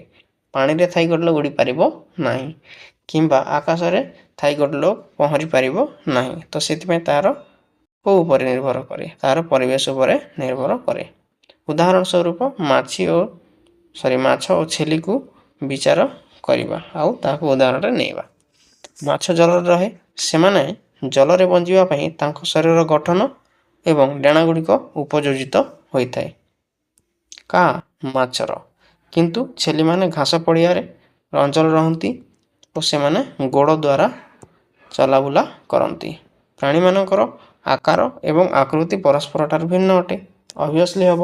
ପାଣିରେ ଥିବାର ଡେଣା ଥିବ, ତାହାର ପହଁରିବା ପାଇଁ ଚିକଣିଆ ଶରୀର ଥିବ, ଆଉ ବାହାରେ ଯିଏ ରହୁଥିବ ତାହାର ଚାଲିବା ପାଇଁ ଗୋଡ଼ ଥିବ, ନହେଲେ ଗୁରୁଣ୍ଡିବା ପାଇଁ କିଛି ଥିବ। ଏମିତି ଅଲଗା ପ୍ରକାର ଶରୀର ଗଠନ ହେଇଥିବ, ଯେମିତିକି ଛେଲିର ଅଛି ଆଉ ପାଣି ଭିତରେ ଥିବା ମାଛର ଅଲଗା ଅଛି, କାତି ଅଛି। ଦେଖ तापर पारा उड़ीबा पई ताहार डेणा थिबो ताहेले जाई से उड़ी पारिबो। तो आस तुलना करिबा आ विश्लेषण करिबा। सारणी 2.6 को देखो कलापटारे एक समान सारणी तैयारी करो तुम निज खातारे करो मु गुरु दीटा करदेवी आउ ताहाको बुझी नेबा। तुमे किंबा तुम सहपाठी माने एई अंचल रे देखुथिबा किंबा पूर्वरु जानिथिबार उद्भिद मानकर नाम तालिका करो। गोटे उदाहरण दिया जायछि तुम से हिसाब करो। देखो जेमति कि ओट कोठी रहे मरुभूमि रे रहे। पहाड़िया अंचल रे रहिते देवदारू गछ, समुद्र रे माछ, जंगल सिंह रही थाए। अन्य स्थान रे किए माने रही थांती ता लिखिबो। कुकुर लिखिबो। सेमती मरुभूमि रे आउ किए रहे से कमंडलु गछ रही थाए। पहाड़िया अंचल रो गछ किबा प्राणी तमे लिखि पारिबो। से कोन रहंती पहाड़िया अंचल रे जे कोन से जीव राउटे नाम लिखिबो। समुद्र रे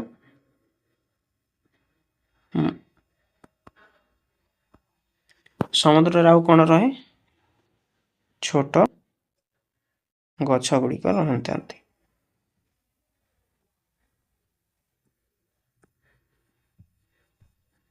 जंगल रे बाघ अन्य स्थान रे किए रही थाए ताहा लिखिबो। ए सब आ हमें भी तले बुझीबा जे ताहार कोन पई तार विभिन्नता रही छी। देखो कोन दियाछि तुमे सारणी 2.6 रे देखिथिबो जे गोटे प्रकार अंचल रे देखा जाउथिबा उद्भिद ओ प्राणी अन्य अंचल रे देखा जाउथिबा उद्भिद ओ प्राणी ठारू भिन्न अटंती। काहे कि ना सेथिरे परिवेश अलगा थाए तार पानी पवन अलगा थाए सेति पई तार उद्भिद ओ प्राणी मानक मध्य रे मध्य बहुत प्रकार विभिन्नता देखा जाई थाए। देखो जेमति कि मरुभूमि रो मोटा मांसाल युक्त कांड थिबार कैक्टस तमे देखिथिबो। देखो श्रेणी रे आलोचना बेले आलोक मने पकाइला जे राजस्थान रे मरुभूमि रे मोटा एवं मांसाल युक्त डाल थिबा कैक्टस देखिथिला से।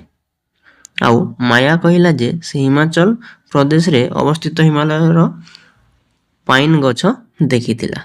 देखो एटा दुईटी जगार कथा कहिछि जेमिति कि राजस्थान मरुभूमि रो कथा कहिछि सेतिरे सुखिला रहिबो आउ बहुत खरा अनुभव हेबो से तो सेतिरे कैक्टस गछ जगा दिबो।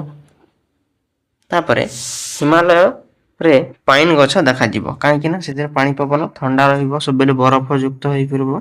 तो ताहार परिवेश अनुଯାयी और ताहार एमती एनवायरनमेंट अनुଯାयी कोन होई थाए से गछ गुडी को सेठारे रही थाए। एई गछ गुडी को कोन आकृतिर एवं नमनीय एवं झुलंता डाल थाए एमती कोन आकृतिर हे थाए आउ अति नमनीय बा नरम हे थाए पार्वत्य अंचल रो गछ गुडी को। विभिन्न अंचल मिलथिबा दुई प्रकार उद्भिद परस्पर भिन्न होई थांती। यार कारण कोन एबे मु तुम कहली तार जैव विविधता देखा जाय थाए तार परिवेश रे पानी पवन रे सब रे विभिन्नता देखा जायथिबारो तंकर सब गुण गुडी को मध्य बा तार जे कोनोसी एमती सब अलगा थाए। मरुभूमि रे बहुत कम वर्षा हुए।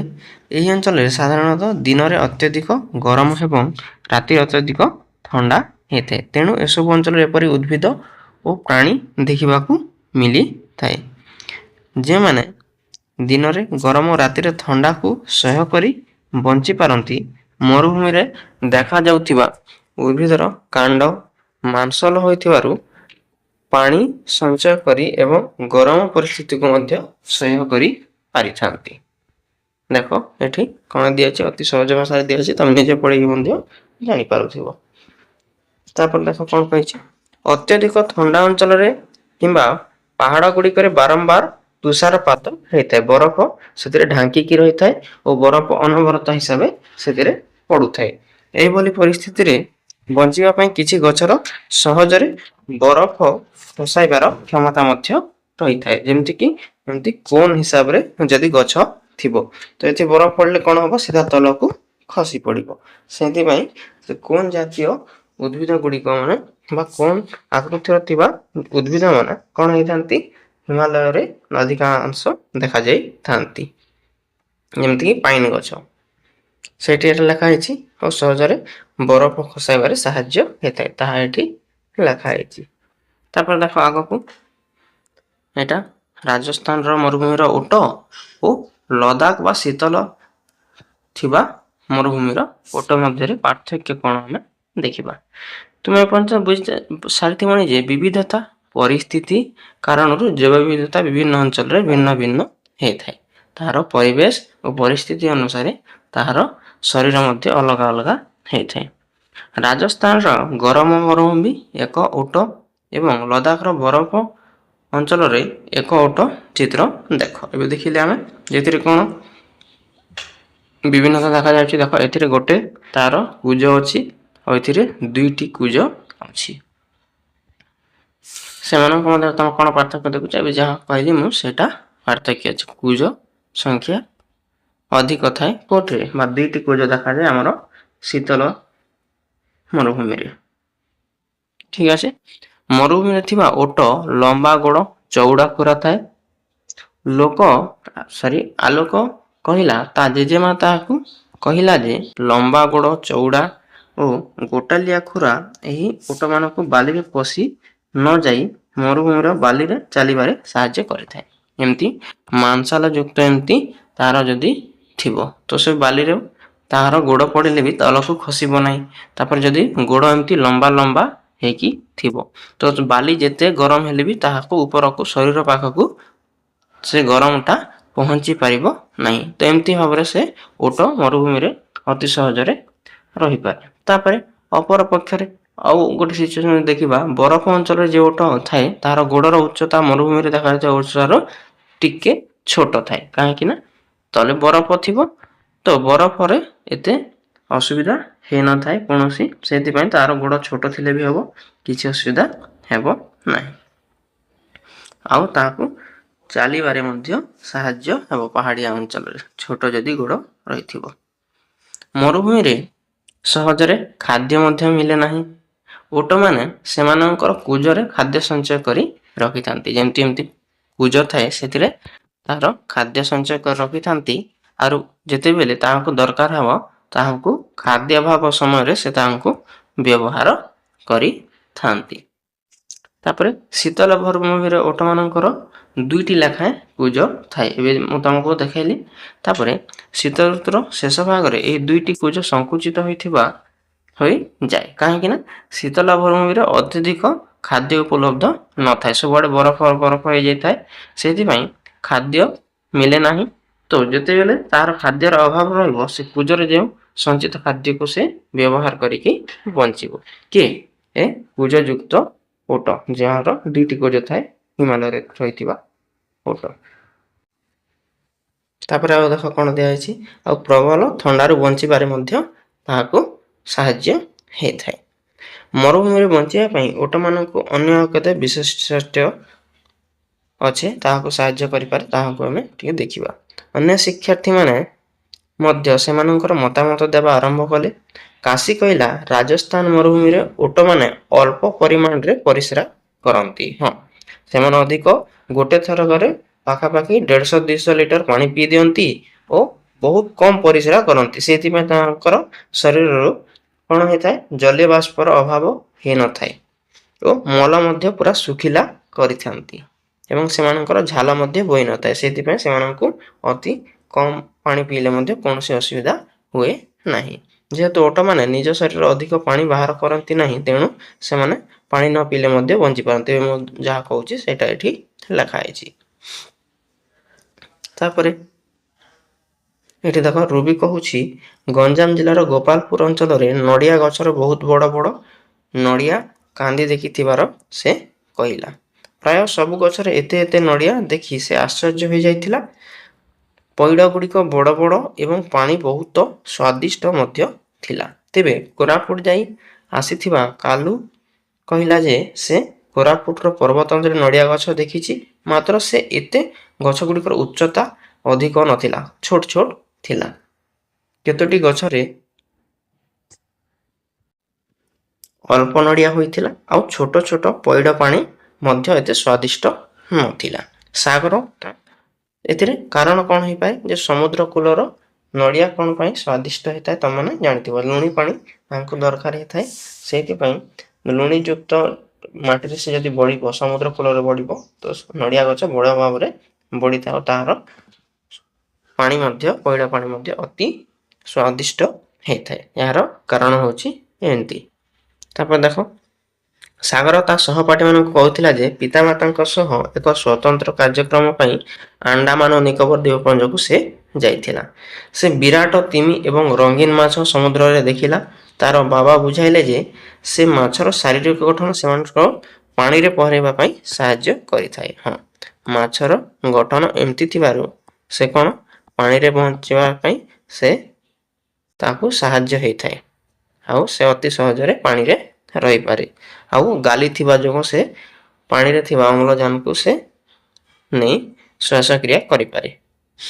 ଆମେ ଜାଣିପାରୁଛୁ ଯେ ଏକ ନିର୍ଦ୍ଦିଷ୍ଟ ଅଞ୍ଚଳରେ ରହୁଥିବା ଉଦ୍ଭିଦ ଓ ପ୍ରାଣୀମାନଙ୍କର ବିଶେଷ ବୈଶିଷ୍ଟ୍ୟ ଥାଏ, ସେମାନଙ୍କୁ ସେଠାରେ ବଞ୍ଚିବା ପାଇଁ ସହାୟକ ହୁଏ। ଏହି ଏକ ନିର୍ଦ୍ଦିଷ୍ଟ ଅଞ୍ଚଳରେ ଉଦ୍ଭିଦ କିମ୍ବା ପ୍ରାଣୀଙ୍କୁ ବଞ୍ଚିବାରେ ସକ୍ଷମ କରୁଥିବା ବିଶେଷ ବୈଶିଷ୍ଟ୍ୟକୁ ଆମେ ଉପଯୋଜନ ବୋଲି କହିଥାଉ। ଦେଖ, ଉପଯୋଜନ ବେଲେ କ'ଣ, ଯଦି ମାଛରେ ତାହାର ଗାଲି ଅଛି, ମାଛର ଗାଲି ଅଛି, ତାହାର ଡେଣା ଅଛି, ଯୋଉଟାକି ସେ ପାଣିରେ, ଆଉ ତାର ବଡି ଏମିତି କ'ଣ ଅଛି, ପାଲିସ ବା ଏମିତି ନରମ ଅଛି, ଉପରେ ପୁରା ପ୍ଲେନ୍ ଅଛି। ସେଇଥିପାଇଁ ତାହା କ'ଣ ହେଇଥାଏ, ସେ ପାଣିରେ ପହଁରିବାରେ ଆଉ ପାଣିରେ ଥିବା ଅମ୍ଳଜାନକୁ ନେବାରେ ସାହାଯ୍ୟ ହେଇଥାଏ। ତ ତାହା ହେଲା ମାଛର ଉପଯୋଜନ ଅଟେ। ତ ଏମିତି କିଛି ଆମର ଗୁଣ ଅଛି ଯାହାକି ଆମକୁ କୌଣସି ଜାଗାରେ ରହିବା ପାଇଁ ଯୋଉଟା ସାହାଯ୍ୟ କରିଥାଏ ତାହାକୁ ଆମେ ହିଁ ଉପଯୋଜନ କହିବା। ଯେମିତିକି ବାଘର ତାହାର କ'ଣ ବଡି କେମିତି ଥାଏ, ତାହାର ଶରୀର ପୁରା ଏମିତି ଦାଗଯୁକ୍ତ ହେଇଥାଏ, ଯାହାକୁ ସେ କେମିତି ବ୍ୟବହାର କରିଥାଏ, ସେ ତାହା ଗଛ ବା ଜଙ୍ଗଲ ଭିତରେ ଲୁଚି ରହିବାରେ ତାହାକୁ ସାହାଯ୍ୟ ହେଇଥାଏ ଓ ଶିକାର କରିବାରେ ସାହାଯ୍ୟ ହେଇଥାଏ। ତ ଆମେ ତାହାକୁ କ'ଣ ବାଘର ଉପଯୋଜନ ବୋଲି କହିବା। ସେମିତି ଆଉ ଯେଉଁ ଅନେକ ପ୍ରକାର ଜୀବଜନ୍ତୁ ଉଦ୍ଭିଦର କ'ଣ ହେଇଥାଏ, ଉପଯୋଜନ ରହିଛି, ଯାହାକୁ ସେ ପରିବେଶରେ ରହିବା ପାଇଁ କ'ଣ ହେଇଥାଏ, ସୁବିଧା ହେଇଥାଏ। ଯେମିତି ଏବେ କୋନ୍ ଆକୃତିର ଗଛ ଦେଖିଲେ, ପାଇନ ଗଛ, ସେଇଟା ଗୋଟେ କାହାର ଉପଯୋଜନ, ସେ ହିମାଳୟରେ ରହିବାର ତାହାର ଉପଯୋଜନ ଅଟେ। ତ ତାହାକୁ ସେ ସାହାଯ୍ୟ କରୁଛି ଯେ ଯେମିତି ବି ପର୍ବତ ଜାଗାରେ ବା ପର୍ବତ ଆଉ ବରଫ ତାର ଢାଙ୍କି ହେଇଥିବା ଜାଗାରେ ସେ ରହିପାରୁଛି।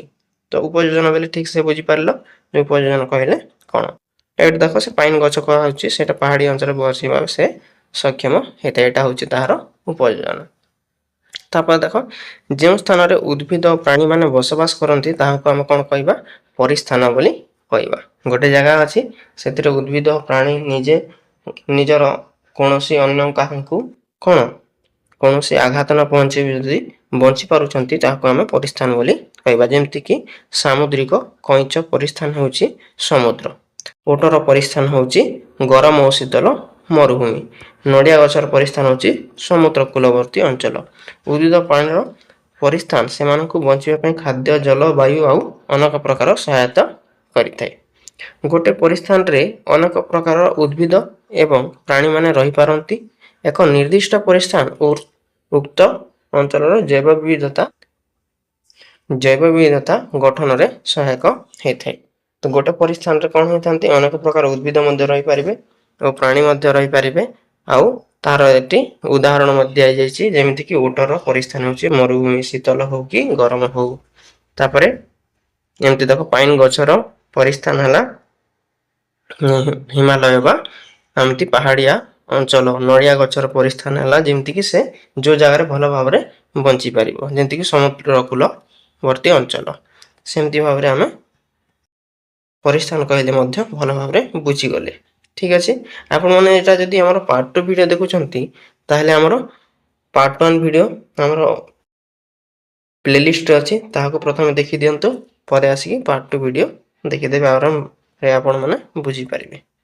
ठीक अछि, एमती हमर वीडियो गोटे पर गोटे देखिबा पई हमर YouTube channel easy learning audio को सब्सक्राइब करके रखिबे, जहा फल कोन हो आपनको जते सब वीडियो आसिले नोटिफिकेशन मिली जिवो। तापर देखो आ कोन अछि उद्भिद प्राणी माननकु किपरि हमें परिस्थान आधार रे विभागीकरण करि परिबा। तो हम सब विभागीकरण करूथिले, तो कोटा को खाइबा अनुसार कोटा रहिबा अनुसार सेमती करूथिले। तो हमें एटा रहिबा अनुसार बा परिस्थान अनुसार किपरि ताको विभागीकरण करिबा आ ता कोन कोन नाम देबा से विषय टिके हमें बुझिबा। देखो गोटे उपाय होची स्थल और जल रे बसवास करूथिबा आधार रे हमें प्राणी उद्भिद को विभागीकरण करि परिबा। जेमति कि स्थल रे जे माने रहउचंती, जो प्राणी हो उद्भिद हो स्थल रे रहउचंती ता कोन कहबा हमें स्थलज बोली कहि परिबा। स्थल भागर परिस्थान रे उदाहरण होची जेमति कि जंगल रे जे भी रहउचंती ताकू स्थल ज कहबा। तापर मरुभूमि रे रहउथिबा तृणभूमि पर्वतीय अंचल जे माने रहउचंती ताकू हमें स्थलज उद्भिद बोली कहबा। तापर जे माने जल रे तापर जे माने जल रे बसवास करूचंती जल रे रहउचंती से माने को हमें जलज उद्भिद बा जलचर बोली कहिताउ। एटा को हमें स्थलचर बोली मध्य कहि परिबा। ऊपर जा कहली स्थलज को हमें स्थलचर बोली करि मध्य कहिताउ। तो तापर एमती जल रहउथिबा प्राणी हो कि उद्भिद हो जे जीव रहउची ताको हमें जलचर बोली कहिताउ बा जलज उद्भिद किबा प्राणी बोली कहिताउ। जलज बोले तार उपादान गुडी को हला जेमति ह्रद भितरे जे भी रहिताउ, नदी हो नाल हो समुद्र हो पोखरी हो एमती जेउटी जल अछि किमा तम गोटे देखो तुम एक्वारियम देखिथिबो तो एक्वारियम भितरे मध्य जे जो सब रहउछन ताको मध्य हम जलज बोली कहि परिबा। बुझी पारलो अति सहज। तापर देखो एमती किछि अछंती जे माने स्थल रे मध्य रहि पारंती और जल रे मध्य रहि पारंती। जेमति हला बेंग ताको हमें उभयचर प्राणी बोली कहि थाउ। जदि कोनोसी उद्भिद किमा प्राणी परिस्थान क्षतिग्रस्त हुए तेबे ताको कोन हबो देखो। तापर एठी कोन देछि तुम पितामाता जेजे बापा एवं पड़ोसी मानक सेमानक विषय आउ बहुत किछि पछारी कि तुम निजे जानि पाइबो और खाता रे लिखिबो ताको आसी कि हमरो श्रेणी शिक्षक पाखरे याकू तुम आलोचना कले मध्ये आउ बहुत किछि तथ्य जानि पारिबो। ठीक अछि आगु बढ़िबा। एटा पढि नबो किछि नै कोन दिया अछि कोन हेतिला गोटे कार्यकलाप करा जायतिला याकू परिस्थान को नष्ट करिबा नाही और सेमति पई किछि गोटे एक्ट आना जायतिला। चिताबाघ केमति रखिबा ग्रेट इंडियन बुस्टर्ड को केमति ह्रास पाउछि ताको हमें केमति रखिबा सेति में 1973 रे व्याघ्र प्रोजेक्ट टाइगर बा व्याघ्र प्रकल्प गोटे आसीतिला ताहाकू। तो सेति पई कोन हेतिला 1973 मसिया गोटे प्रोजेक्ट टाइगर आसीतिला केमति बाघ मानन को संरक्षण कर रखा जिवो, चीता बाघ को पुनरुद्धारण केमति करा जिवो ताहाको पुनर्प्रचलन प्रकल्प केमति करा जिवो ताहाको केमति गुजरात राजस्थान महाराष्ट्र बहुत गुडे जगह रे ताहाको संरक्षण केमति रखा जिवो ताहाको घोषणा करा हेतिला। और जे कि एमति कि कोन करथिले लोक माने आगर लोक सब मारी दउथिले बाघ को जोरिते मारी कि तारो बाघ नख एमति किछि व्यवहार करूथिले। तो सेटा मन को टोटल बैन करा जायतिला। तो सेति पई बे कोना करा होची एबे जे चले सेति पई ताको आईन अनुसार ताको दंड दिया जाउची। से दिन थारो तापरे धीरे धीरे बे हमको ह्रास पाइबारे लागिलानी। जो आमे कोनोसी वन्य प्राणी हो उद्भिद हो ताको हमें कोनोसी आघात पहुंचे परिबा नाही। तापर पारंपरिक भाव मध्ये संरक्षित जल पवित्र वन अछि जहा कि हमें संरक्षण करिताउ। छोट बड़ जहा भी अछि तम पाखर जहा अछि ताको तमे संरक्षण कर रखिबो। एटा दिया छि ठीक परिष्कार परिच्छन्न कर रखिबो। तमे जदी कोठी को बण भोजी करबा को जाउछो बा किछि बुलीबा को जाउछो सेतिरे कोनोसी पब्लिक जहा भी प्रॉपर्टी अछि ताको कोनोसी आघात पहुंचेबो नै ताको सब किछि किछि हमर जोटा अछि ता तमे मन रखिबो। आमे जैव विविधता सुरक्षा करबा आवश्यक अटे जहा हमें हम पृथ्वी जगत जगत रे परिपूर्ण हेबो। देखो तो हम घर रे रहितला बेले अति सुंदर भाव रहिताउ किंतु जदि कोनोसी पब्लिक प्लेस को जाइता जेमति कि बस स्टैंड को जिबा सेति छेप पकेबा लोक मन देखिबो पान खाइ कि थुकी देउथिबे पार्क को गले सेतिर फुल रहथिबा आ छिंडे देउथिबे। तो एटा हमर कर्तव्य अटे जे आमे जे कोनोसी पब्लिक प्लेस को गले सेठारे मध्ये कोनोसी କ'ଣ ହାନି ପହଞ୍ଚାଇବା ନାହିଁ, କୌଣସି ଲୋକଙ୍କୁ ଅସୁବିଧା ହେଲା ପରା କାର୍ଯ୍ୟ କରିବା ନାହିଁ। ଯଦି କେହି ମନା କରୁନାହାନ୍ତି ତଥାପି ବି ଏଇଟା ଆମର କର୍ତ୍ତବ୍ୟ ଯେ ଆମେ କୌଣସି ଜାଗାରେ ଏମିତି ବ୍ୟବହାର କରିବା ନାହିଁ ଯାହାକୁ ଅନ୍ୟ ସମସ୍ତଙ୍କୁ କ'ଣ ହେବ ତାହାକୁ ଅସୁବିଧା ହେବ। ତ ଏତିକି ଥିଲା ଆମର ଦ୍ୱିତୀୟ ଅଧ୍ୟାୟ ଜୀବଜଗତର ବିବିଧତା। ଆମର ଭିଡ଼ିଓ ଭଲ ଲାଗିଥିଲେ ଗୋଟେ ଲାଇକ୍ କରିବ, ସାଙ୍ଗମାନଙ୍କ ସହିତ ସେୟାର କରିବ ଓ ଆମର ଚ୍ୟାନେଲକୁ ସବସ୍କ୍ରାଇବ୍ କରିକି ମଧ୍ୟ ରଖିବ। ଯାହାଫଳରେ କ'ଣ ହେବ ଆଗରୁ ଯଦି ସବୁ ଭିଡ଼ିଓ ଆସିଲେ ତୁମକୁ ନୋଟିଫିକେସନ୍ ଚାଲିଯିବ। ଠିକ୍ ଅଛି, ଦେଖା ହେବା ଏହାର ପ୍ରଶ୍ନ ଉତ୍ତର ଭିଡ଼ିଓ ସହିତ। ଆପଣମାନେ ଆମ ଚ୍ୟାନେଲରୁ ପାଇପାରିବେ ସମ୍ପୂର୍ଣ୍ଣ ଓଡ଼ିଆ ମିଡ଼ିୟମର ନୂଆ ସିଲାବସ୍ ଅନୁଯାୟୀ ଗଣିତ, ବିଜ୍ଞାନ ଓ ଇଂରାଜୀର ପାଠର ଆଲୋଚନା ଓ ତାହାର ପ୍ରଶ୍ନ ଉତ୍ତର, ତା ସହିତ ଓଡ଼ିଆ ବ୍ୟାକରଣ, ଇଂରାଜୀ ବ୍ୟାକରଣ ଓ ଗଣିତ ଟ୍ରିକ୍ ଗୋଟିଏ ପରେ ଗୋଟିଏ ଭିଡ଼ିଓ ବ୍ୟାକ୍ ଟୁ ବ୍ୟାକ୍ ପାଇବା ପାଇଁ ଆମର ୟୁଟ୍ୟୁବ୍ ଚ୍ୟାନେଲ ଇଜି ଲର୍ଣ୍ଣିଂ ଓଡ଼ିଆକୁ ସବସ୍କ୍ରାଇବ୍ କରି ରଖନ୍ତୁ। ଯାହାଫଳରେ କ'ଣ ହେବ ଯେତେ ଭିଡ଼ିଓ ସବୁ ଅପଲୋଡ଼ ହେବ ଆପଣଙ୍କ ପାଖରେ ସହଜରେ ପହଞ୍ଚିଯିବ। ଆମ ଭିଡ଼ିଓ ଭଲ ଲାଗୁଥିଲେ ଗୋଟେ ଲାଇକ୍ କରନ୍ତୁ, ସାଙ୍ଗମାନଙ୍କ ସହିତ ସେୟାର କରନ୍ତୁ ଓ ଆପଣଙ୍କୁ କେମିତି ଲାଗିଲା ଆମକୁ କମେଣ୍ଟରେ ନିଶ୍ଚୟ ଜଣାନ୍ତୁ। ଓ ଯଦି ଆପଣ ଭିଡ଼ିଓର ପିଡ଼ିଏଫ୍ ପାଇବାକୁ ଚାହୁଁଛନ୍ତି ତାହେଲେ ଆମର ଟେଲିଗ୍ରାମ ଚ୍ୟାନେଲ ଇଜି ଲର୍ଣ୍ଣିଂ ଓଡ଼ିଆକୁ ମଧ୍ୟ ଜଏନ୍ ହେଇକି ରହନ୍ତୁ।